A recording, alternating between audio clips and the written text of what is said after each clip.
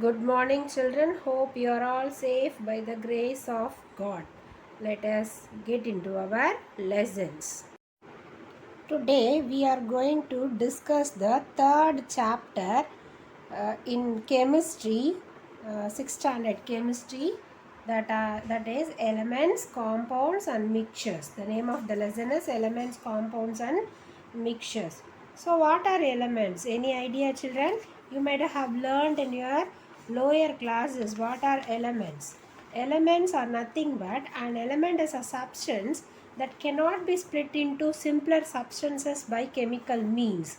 You can't split the element into further simpler elements by chemical means. By chemical means chemical techniques. By using any chemical techniques, you cannot uh, bring down the elements into simpler substances. For example, for elements are hydrogen, oxygen, nitrogen, carbon, magnesium, iron, aluminium, etc.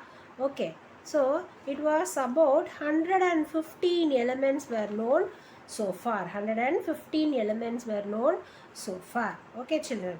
So these elements are further classified into metals and non-metals. Metals and non-metals. How the elements are classified into metals and non-metals. Let us discuss the properties of metals. Metals have a lustrous. Okay, they have a lustrous and called metallic lustrous. That is, they have a shining appearance. And also metals are hard solids. Metals are hard solids. They can be beaten into sheets and drawn into wires. So expect mercury. Okay, there are except mercury, because mercury is liquid in normal condition. And also when you struck the metals, they produce sound. Okay, they produce sound. Heat as well as electric current can pass through the metals very easily. Magnesium, aluminium, iron, tin, copper, silver, and gold are some examples for this metals. Okay, so now non-metals, they are dull looking. They are not as shine as metals, except graphite and iodine, which has this shining appearance. They are brittle in solid state. Okay, they are brittle in solid state. That is, if they break if beaten or bent. They do not allow heat or electric current to pass through them, except graphite. Graphite allows the current to pass through it. Under ordinary conditions, some non-metals, example copper, sulfur, and phosphorus, are solids. One is liquid, and others hydrogen, oxygen, nitrogen, argon are gases. The elements helium, neon, argon, krypton, xenon, and radon are called noble gases as they are inactive. Okay, children. So this is about non-metals. So non-metals, they are just opposite to metals. Do you understood this, children? Yes. How these elements are represented? How the elements are represented?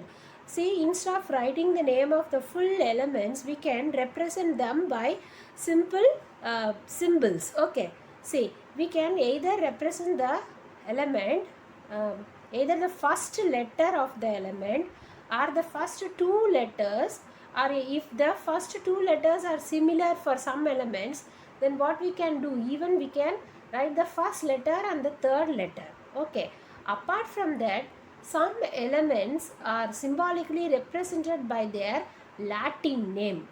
Let us see some examples. Look here, the first element is aluminium.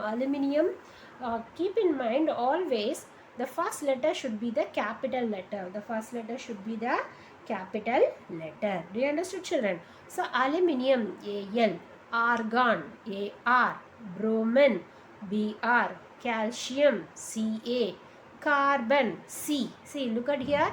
So far we have written with the two letters. Now we are writing for carbon, it is represented by only the first letter C. Chlorine, C. Chlorine, Cl. Okay, chlorine, Cl. Copper, Latin name of copper is cuprum. So it is represented as Cu. I told you, no? Yes, the symbolic representation is from the Latin name.